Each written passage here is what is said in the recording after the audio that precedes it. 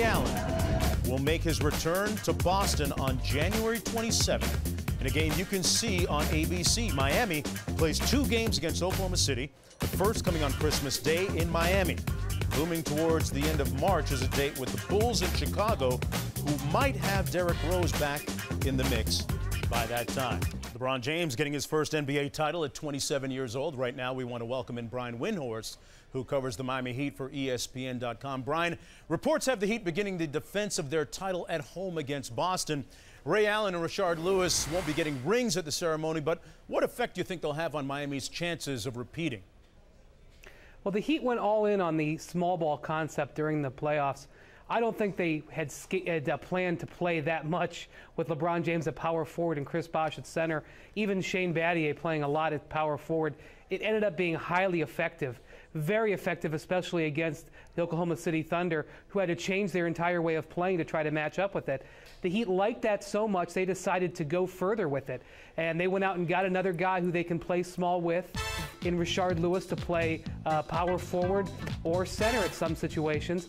And they went and added a guy like Ray Allen, where they could potentially play 3 or 4 guys who are natural shooting guards at the same time. Dwayne Wade maybe doubling as point guard, Ray Allen out there maybe even playing small forward, LeBron James playing down at power forward, and Shane Battier or Mike Miller at shooting guard. So, you know, instead of going out and getting bigger like it looked like they wanted to do for the last 2 years, they're sticking with the plan that got them to the title and going to stick with that small ball lineup. Ronnie Turiaf already gone to the Los Angeles Clippers, so are you saying that they're going to go without a conventional center again, and it has a great chance of working to repeat?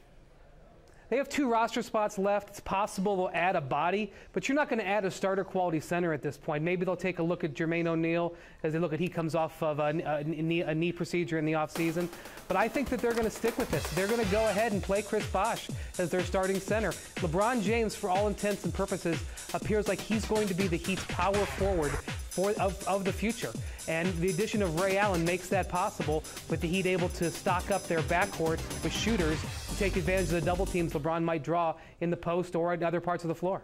All right, Brian, thanks a lot. Ray Allen, a 45% three-point shooter last year. Rashard Lewis, a career 39% three-point shooter. You know, it hasn't been easy to defend the crown lately in the NBA. Only once in the last 10 years has there been a repeat champion, the Lakers in 2009-2010.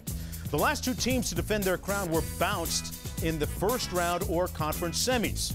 And after the Heat won the 2006 title, they were dealt injuries to Dwayne Wade, Shaquille O'Neal, and the next year knocked out in the first round, actually swept by the Chicago Bulls.